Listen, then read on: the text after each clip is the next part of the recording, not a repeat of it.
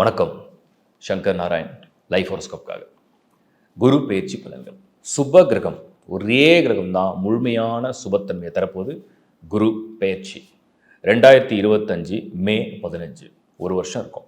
Next year மே வரைக்கும் இருக்குது. இந்த குரு பெயர்ச்சி என்ன பலனை தரப்போகுது? ரிஷபத்துலேருந்து மிதுனத்துக்கு வந்துடும். காற்று வீட்டுக்கு வரார் குரு, கேந்திர குரு. கேந்திரத்தில் பொசிஷன் எடுக்கிறார். அவரோட பார்வை என்ன பண்ண போகுது, ஒவ்வொரு ராசிக்கும் தனித்தனியே டீட்டெயிலாக எக்ஸ்பிளைன் பண்ணுறேன். குருவை பற்றின மற்ற அடிஷ்னல் இன்ஃபர்மேஷனை இந்த வீடியோட எண்ணிலையும் கொடுத்துட்றேன். கம்ப்ளீட்டாக பாருங்கள். ஸோ ஒரு கிளியர் அண்டர்ஸ்டாண்டிங் உங்களுக்கு கிடைக்கும்.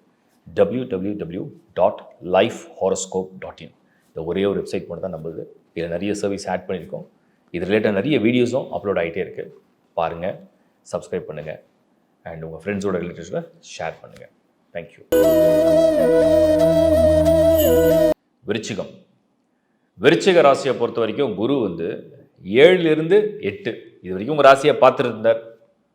இப்போ அவர் 8ஆம் இடத்துக்கு போயிட்டார். நிறைய பேர் கேட்ட காமனான கொஸ்டின், விருச்சிகத்துக்கு 8 குரு போனால் பொருள் நஷ்டம் ஏற்படுமா, பணம்லாம் விரயம் ஆகிடுமா, அப்படி ஆகிடுமா, இப்படி ஆகிடுமா? ஒரு கிளாரிட்டியோடு சொல்கிறேன்.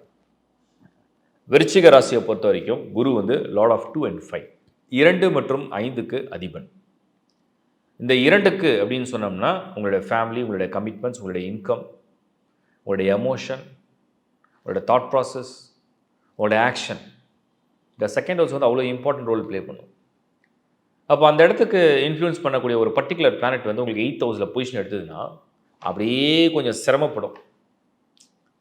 ஒரு மாதிரி இப்போ கம்ஃபர்டபுளான ரோடில் நம்ம ட்ராவல் பண்ணுறோம், எந்த பிரச்சனையும் இல்லை, சிக்னல்ஸ் கிளியராக இருக்குது, ரோடு நீட்டாக இருக்குது, நம்ம பாட்டில் போயிட்டே இருக்கோம்.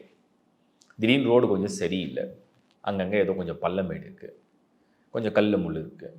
அப்போ நம்ம கொஞ்சம் பார்த்து தானே போவோம். அது மாதிரி தான் 8th ஹவுஸ். 8ஆம் இடம் அப்படிங்கிறது விருச்சிகத்தை பொறுத்த வரைக்கும் பர்டிகுலராக, இப்போ விருச்சிகத்தை பொறுத்த வரைக்கும் லார்ட் ஆஃப் 2 and 8 அப்படின்னு சொன்னோம்னா உங்கள் குடும்பத்துக்கு என்ன தேவை?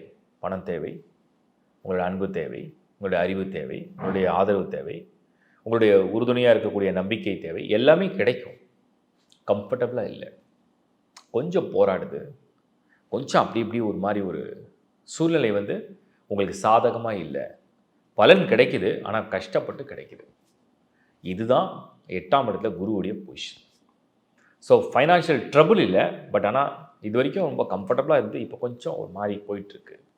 அது 8th ஹவுஸில் முதல் பலன். ஸ்தான பலத்தில் குரு கொஞ்சம் இழக்கிறார்.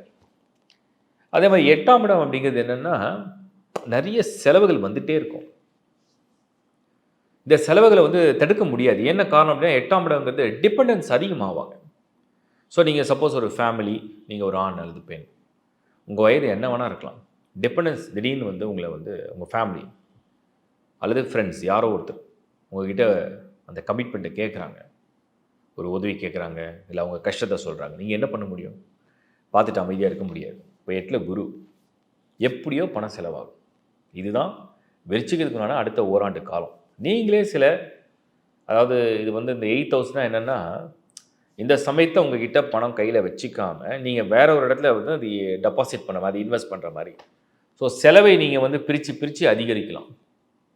அதை வேற ஒரு இடத்துல நீங்கள் ஃபிக்ஸ் பண்ணலாம். அது ஒரு காலகட்டத்தில் அடுத்த ஒரு டிரான்சிட் நடக்கும்போது கொண்டு வந்தோம். இது ஒரு பாயிண்ட்டாக நான் இங்கே ஹைலைட் பண்ண விரும்புகிறேன். அடுத்தது இந்த குரு லார்ட் ஆஃப் 5, 5 கூடையனாகவும் இருக்கார். உங்களுடைய குழந்தைகள், உங்களுடைய புத்தி கூர்மை, உங்களோட பூர்வ ஜென்ம புண்ணியம், உங்களுடைய மனசு, உங்களோட ஆசை, இதெல்லாம் அந்த 5ஆம் இடம். அதுவும் 8ல் போகும்போது என்னென்னா மனக்குழப்பம், அப்பப்போ சின்ன சின்ன குழப்பம் வருது, அப்புறம் தெளிவடையுது, குழப்பம் வருது, தெளிவடையுது, குழம்புது, தெளிவடையுது. அப்போ இந்த சமயத்தில் நீங்கள் நல்ல ஒரு ஆலோசகர், ஒரு நல்ல ஒரு வழிகாட்டி, ஒரு வைஸ் மேன், இல்லை ஒரு நல்ல அட்வைசர், ஒரு நல்ல ஒரு வெல்விஷர் உங்கள் பக்கம் நீங்கள் அது தக்க வச்சுக்கிறது நல்லது. ஸோ ஏதாவது ஒரு முக்கிய முடிவு எடுக்கிறீங்க, அது ஒரு ரிஸ்க்காக இருக்குது, அது இன்வெஸ்ட்மெண்ட் பண்ணலாமா, நம்ம அந்த மாதிரி ஒரு கல்யாண விஷயமாக இருக்கட்டும், ஒரு படிப்பாக இருக்கட்டும், ஒரு வெளிநாடு முயற்சியாக இருக்கட்டும், இல்லை ஒரு இன்வெஸ்ட்மெண்ட்டாக இருக்கட்டும், ஒரு முறை யாரையாவது ஆலோசனை கேட்டு செஞ்சால் என்ன? அதான் 8th ஹவுஸில் உள்ள குரு. சரி, அட்லீஸ்ட் அவரோட பார்வை ஏதாவது நல்லது செய்யுமா? அந்த முதல் நல்லது நான் சொல்கிறேன். குருவுடைய முதல் பார்வை, 8ல் இருக்கிற குரு உங்களுக்கு 12th ஹவுஸில் பார்வையை பதிப்பார். 12ஆம் இடம். இந்த 12ஆம் இடம் அப்படிங்கிறது உங்களுக்கு விரயம், சுப விரயம். 8 குரு மற்றவங்களுக்காக வாழ்வீங்கன்னு அர்த்தம் ஒரு வருஷம். பொதுவாகவே வச்சுக்க அடுத்தவங்களுக்காக வாழ்கிற ராசி தான். இப்போ அந்த 8ல் குரு இருந்து 12ஆம் இடத்தை பார்க்கும்போது விரயம்.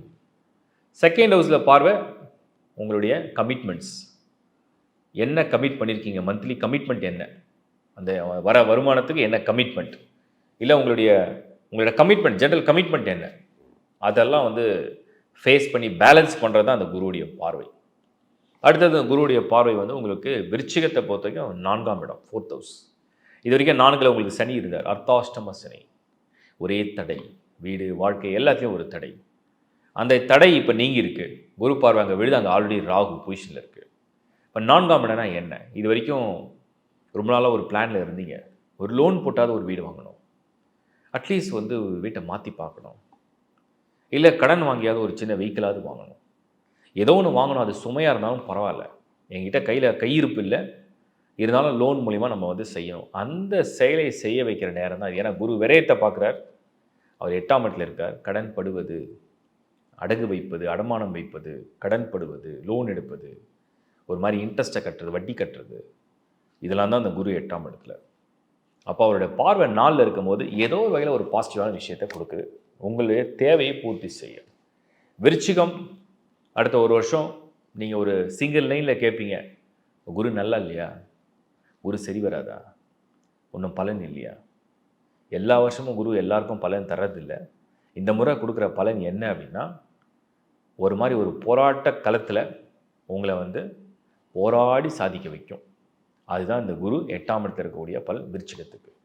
மனம் தளராமல் உங்களுடைய உறுதியான, உங்களுடைய நேர்த்தியான எண்ணங்களோட மனம் தளராமல் உங்கள் செயல்களை நீங்கள் வந்து எந்த விதமான தாமதமும் இல்லாமல் செயல்படுத்தினீங்கன்னா நிச்சயமாக அதுக்குண்டான பலன்கள் கிடைக்கும். மனமார்ந்த வாழ்த்துக்கள். இப்போ நீங்கள் வந்து ஒரு பலனை பார்த்துருப்பீங்க, உங்கள் ராசிக்கு எப்படி இந்த குரு எப்படிலாம் இன்ஃப்ளூயன்ஸ் பண்ணுறாருன்னு பார்த்துருப்பீங்க. நான் இன்னும் அடிஷ்னல் இன்ஃபர்மேஷனை கொடுத்துட்றேன். குரு மட்டும்தான் ஒரு ராசியை வந்து கம்ப்ளீட்டாக ப்ரொடெக்ட் பண்ணுவார். ஒரு மனிதனை பாதுகாக்கணும், ஒரு மனிதனுக்கு ஒரு சுப பலன் நடக்கணும், எண்ணங்களே நல்லா இருக்கணும், மைண்டே வந்து பாசிட்டிவாக இருக்கணும், ஒரு ஃப்ரெஷ் திங்கிங் இருக்கணும், புதுசாக ஒரு விஷயத்துக்காக யோசிக்கணும், ஒரு அருளோடு ஒன்று செய்யணும், ஒரு பிளெஸ்ஸிங்கோடு ஒன்று பண்ணணும், அப்படிங்கிற எல்லா பலனையும் இந்த குரு தான் தருவார். ஸோ குரு வந்து பொதுவாக மிதனத்துக்கு வரும்போது அதுக்குன்னு ஒரு பலன் இருக்குது இல்லையா? மிதனம் அப்படிங்கிறது புதிதாக ஒரு விஷயத்தை நம்ம தெரிஞ்சுக்கிறது, நம்ம அப்கிரேட் ஆகிறோம், அப்டேட் ஆகிறோம், டெக்னாலஜி இன்னும் வளரும், இன்னும் புதிதான ஒரு விஷயங்கள்லாம் அந்த உலகத்துக்கே வந்துடும். நிறைய மெசேஜ், தெளிவு, அறிவு வந்து இன்னும் தெளிவுன்னு அர்த்தம். அதுக்கப்புறம் எஜுகேஷன் ஃபீல்டை பொறுத்த வரைக்கும் இன்னும் வந்து அட்வான்ஸாக கோர்சஸ்லாம் டெவலப் ஆக ஆரம்பிக்கும், அந்த ஃபீல்டே ரொம்ப பெருசாக வளர ஆரம்பிக்கும். இது மெயினாக இன்ஃபர்மேஷன் ரிலேட்டடு. அதே மாதிரி வந்து எல்லாருக்கும் வந்து ஒரு விஷயம் வந்து ஷேர் ஆகும், ஸ்ப்ரெட் ஆகும், அந்த மாதிரி தான் அறிவு சார்ந்த எல்லா விஷயங்களும் எல்லாருக்கும் தெரிகிற ஒரு பிளாட்ஃபார்மை க்ரியேட் பண்ணும். அதுதான் ஜெமினியில் வந்து குரு வரக்கூடிய ஒரு சிக்னல். ஸோ இது பெரிய நெட்வொர்க் மாதிரி. முன்னாடி வந்து மொபைல் ஃபோன் ஒன்று கிடையாது, மொபைல் வந்த பிறகு எல்லாரோடையும் ஈஸியாக டெய்லி அந்த கான்வர்சேஷன் பேச முடிஞ்சுது, அப்புறம் வீடியோ கால் சேட்டிங் பண்ண முடிஞ்சுது. அதே மாதிரி எல்லாருக்கும் எல்லா விஷயத்தையும் ஈஸியாக மொபைல் மூலிமா நம்ம அப்டேட் பண்ணிகிட்டே வந்துட்டோம். இப்போ அதோடைய ரிலேட்டடாக இன்னும் அட்வான்ஸ் ஆகும். அதுதான் குரு வந்து ஜெமினியில் வரக்கூடியது. இன்னும் லேட்டஸ்ட் டெக்னாலஜிலாம் அப்டேட் ஆகத்தான். இதுதான் ஃபஸ்ட்டு இன்ஃபர்மேஷன். ரெண்டாவது, குரு வந்து கேந்திரத்தில் வர கேந்திர குரு. ஸோ கேந்திரத்தில் வர்றதுனால அவருடைய சார்ஜ் எடுக்கும்போது என்னென்னா இந்த ஸ்கொயர்னு சொல்லுவோம், 1 4 7 10. ஸோ அவருடைய 2 வீடுகள், அதுக்கு கேந்திரம் வந்து மிதுனம் மற்றும் கன்னி. அந்த இடத்துல இருக்கும்போது குருவுடைய விட்டு அவரே ஒரு இடத்த பார்க்க ஆரம்பிச்சிடறாரு. அது ஒரு பெரிய அடிஷ்னல் பலம்னு எடுத்துக்கலாம்.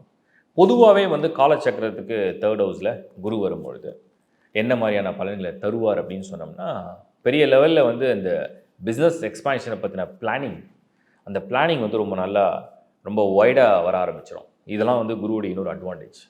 அதுக்கப்புறம் நம்ம வந்து பர்த் சார்ட்டில் உங்களுக்கு நீங்கள் உங்கள் ராசிக்கு, அதாவது சந்திரன், அது வந்து நீங்கள் ஈஸியாக தெரிஞ்சுப்பீங்க. இப்போ மேஷம்னா 3, ரிஷபம்னா 2, மிதுனம்னா ஜென்ம குரு அப்படின்னு சொல்லிட்டு. பட் பர்த் சார்ட்டில் உங்களுக்கு வந்து குருவுடைய பொசிஷன் எங்கே அப்படிங்கிறத நீங்கள் பார்க்கணும். அவுட் ஆஃப் 12 வீட்டில் ஒவ்வொரு இடத்துக்கும் குருக்கு ஒரு பலம் இருக்குது. மேஷத்தில் இருந்தால் ஒரு பலம் இருக்குது, ரிஷபத்துக்கு இருந்தால் ஒரு பலம் இருக்குது. இந்த முறை அது மிதுனத்தில் குரு இருக்கார். ஸோ உங்கள் ஜனன ஜாதகத்தில் குரு எங்கே இருக்கார் அப்படிங்கிறத பார்க்கணும். அதை விட மெயினாக இன்னொரு இன்ஃபர்மேஷன் சொல்லிடுறேன். குரு நான் ஏற்கனவே சொன்ன ஒரு பாசிட்டிவ் பிளானட். அவர் எந்த ஹவுஸில் போய் இருந்தாலும் ஆல்ரெடி அந்த வீட்டில் யாருக்காவது பிளானட்ஸ் இருந்துதான் கண்டிப்பாக சந்திரன், மிதுன ராசிக்காரங்களுக்கு சந்திரன் இருக்கும். மிதுன ராசியை சேர்ந்த எல்லாருக்குமே சந்திரன் இப்போ குரு வரதுனால அங்கே இருக்கும். சந்திரன் மேலே குரு பொசிஷன் எடுப்பார். ஸோ சந்திரன்னா மனசுனா ஆசை, விருப்பம்.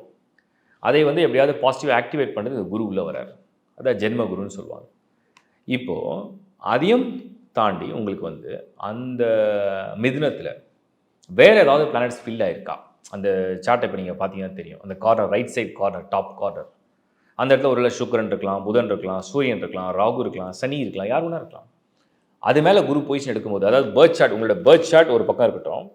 இப்போ இந்த கோச்சார பலன் சொல்கிறோம் இல்லையா, கரண்ட் டிரான்சிட், இந்த டிரான்சிட்டில் வந்து அந்த குரு வந்து அந்த இடத்துல நீங்கள் மேலே அப்படி சூப்பர் இம்போஸ் பண்ணி ஃபில் பண்ணிங்கன்னா ஒரு 2 லேயர் மாதிரி வச்சுக்கணும். ஒரு ஷீட்டில் வந்து உங்கள் பர்த் சார்ட் இருக்கணும், இன்னொரு ஷீட்டில் வந்து இந்த குரு மட்டும் நீங்கள் இந்த கார்னரில் ஃபில் பண்ணி அது மேலே அப்படி சூப்பர் இம்போஸ் பண்ணிங்கன்னா அது எந்தெந்த பிளானட்லாம் அந்த மிதுனத்தில் ஃபில் ஆயிருக்கோ அது மேலே குரு போய் அதை ஆக்டிவேட் பண்ணணும்.